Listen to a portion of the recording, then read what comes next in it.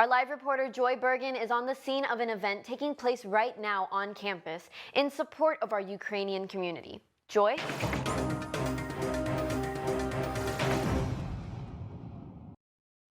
Thank you, Emily. I'm here in front of the SEC with Alpha Phi Omega. They're working on their service project, helping Ukrainian refugees. Now, this is not the first such event to be held here on campus. UIW has a strong Ukrainian community of students and staff, many of which experiencing challenges we can only imagine.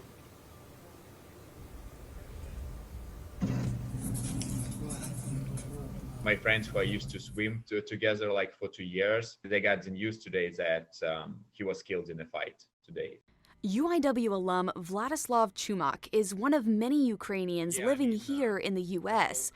He's in Boston working on his postgraduate, but his heart is home in Ukraine, where tragedy continues to strike. I think first 3-4 days were the most stressful for me, and it was not just about my parents or my family. It's the fact that I'm realizing that my whole country is on fire now. It's been weeks since Russian forces first invaded Ukraine, the impact of which continues to grow. Imagine the historic halls of UIW.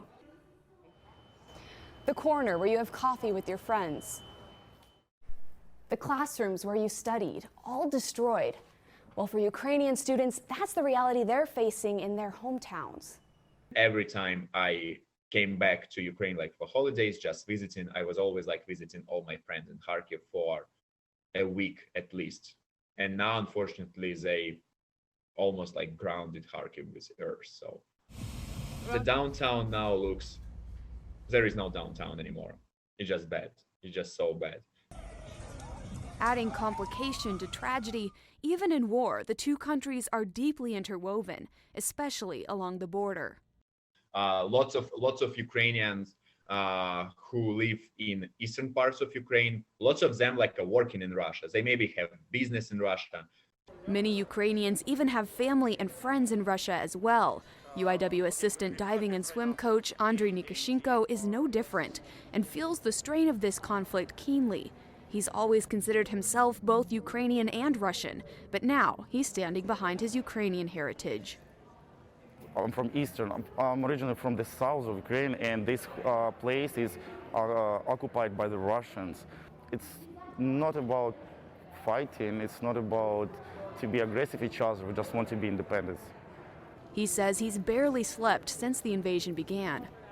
I have like my full family. It's like about 8-10 members of my family, and try to keep connection with them like every single hour, every single minute.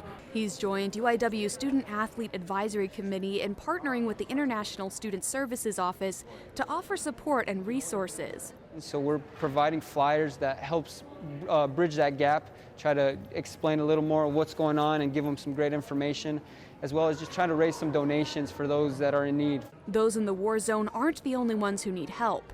Many of UIW's Ukrainian students are completely cut off from their support system back home. UIW has opened an international student emergency fund for students who may need help paying tuition or housing.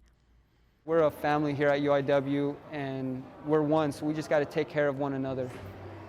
Despite the circumstances, many students like Vladislav refuse to let go of hope. You know what I'm always saying to myself, that when everything finishes, I'll fly to Ukraine by myself, like to all my friends, and we will rebuild Kharkiv together to the most beautiful condition like of the Kharkiv as it can be possible be, and maybe even impossible. With UIW TV, I'm Joy Bergen. The Student Athlete Advisory Committee was able to raise over $1,500 for the International Student Emergency Fund. Now that fundraiser is closed, but that doesn't mean you can't still help out. I'm here with Skylar Burnett. Skylar, what is going on today? So the Alpha Phi Omega pledges are doing their community service project to support Jeremiah's Hope. And what is Jeremiah's Hope?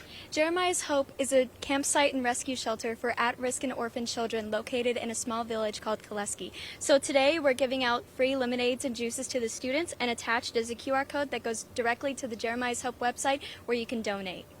Thank you so much, Skylar, for sharing with us and for the work that you're doing. Once again, we're here in front of the SEC. Be sure to stop by and get something to drink. My name is Joy. Back to you in the studio. Thank you, Joy. Our thoughts and prayers go out to all of our Ukrainian students and neighbors.